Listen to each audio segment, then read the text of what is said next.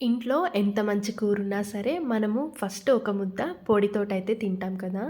ఎవరికైతే కారప్పొడులంటే చాలా ఇష్టం ఉంటుందో అలాంటి వాళ్ళకి నాన్ వెజ్‌లోనే ఇంకొక రకమైన కారప్పొడైతే ఎలా చేయాలో ఈరోజు మనం చూసేద్దాం. ఈరోజు మనము ప్రిపేర్ చేసుకునే కారప్పొడైతే మెయిన్‌గా చికెన్ తోటైతే చేసుకుంటున్నాం. చికెన్ అంటే ఇష్టం లేని వాళ్ళు మటన్ తోటి కూడా సేమ్ ప్రాసెస్‌ని కంటిన్యూ చేయొచ్చు. ఇప్పుడైతే మెయిన్ ప్రాసెస్‌లోకి వెళ్ళిపోదాం. ఈ కారప్పొడి కోసం అయితే మెయిన్‌గా కావాల్సింది బోన్‌లెస్ చికెన్. నేనిక్కడ ఒక పావు కిలో అంత చికెన్ అయితే తీసుకున్నాను. చికెన్ మొత్తాన్ని కూడా ఫస్ట్ నీట్‌గా వాష్ చేసుకొని, ఆ తర్వాత చిన్న చిన్న పీసెస్ లాగా కట్ చేసుకోవాలి. బోన్ తోటి ఉన్న చికెన్ అయితే అస్సలు తీసుకోకండి. ఎందుకంటే మనం దీన్ని మిక్సీ పట్టుకుంటాం కదా! అప్పుడు మనకి బోన్స్ అనేవి తినేటప్పుడు ఇబ్బందిగా గొంతులో గుచ్చుకుపోతాయి.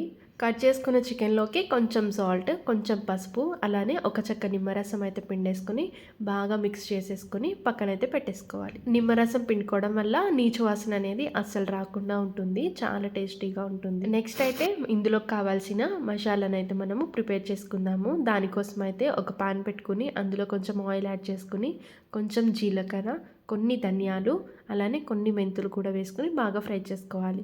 అవి కొంచెం ఫ్రై అయిన తర్వాత ఒక 10 ఎండుమిరపకాయలని తుంచుకొని వేసుకోవాలి. ఇందులోనే ఒక కప్పు కరివేపాకు కూడా వేసుకొని ఈ ఇంగ్రీడియంట్స్ అన్నిటిని కూడా చక్కగా రోస్ట్ చేసుకోవాలి.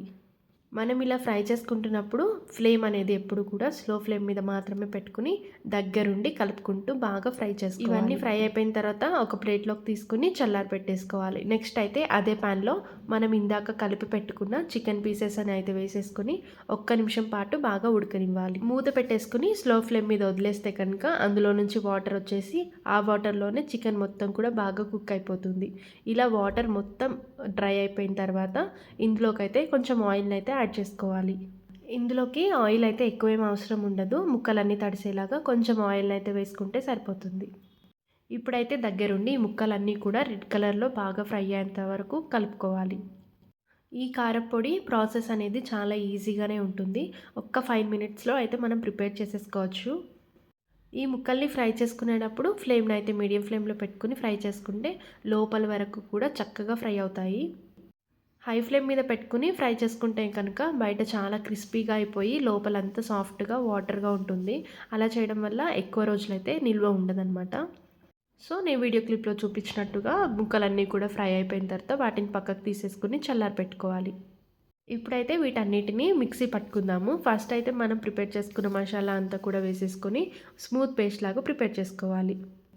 మనం ముందుగా ఫ్రై చేసుకున్న ఇంగ్రీడియంట్స్‌తో పాటు కొన్ని వెల్లుల్లి అండ్ ఉప్పు కూడా వేసుకొని ఫైన్ పౌడర్ లాగా అయితే ప్రిపేర్ చేసుకోవాలి.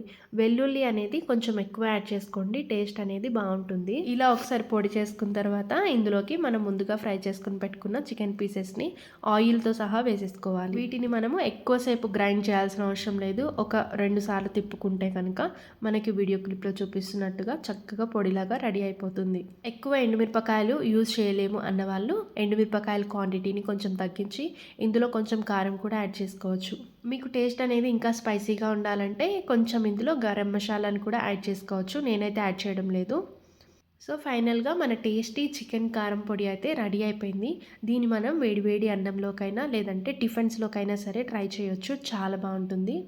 సో, వీడియో అయితే ఇంతే. వీడియో నచ్చితే గనుక ఒక లైక్ చేయండి, షేర్ చేయండి. సబ్స్క్రైబ్ చేసుకోవడం మాత్రం అస్సలు మర్చిపోవద్దు. మరిన్ని ఇంట్రెస్టింగ్ రెసిపీస్ కోసం మన ఛానల్‌ని అయితే ఫాలో అవుతూ ఉండండి. మళ్ళీ నెక్స్ట్ వీడియోలో కలుద్దాం. అంతవరకు బాయ్ బాయ్.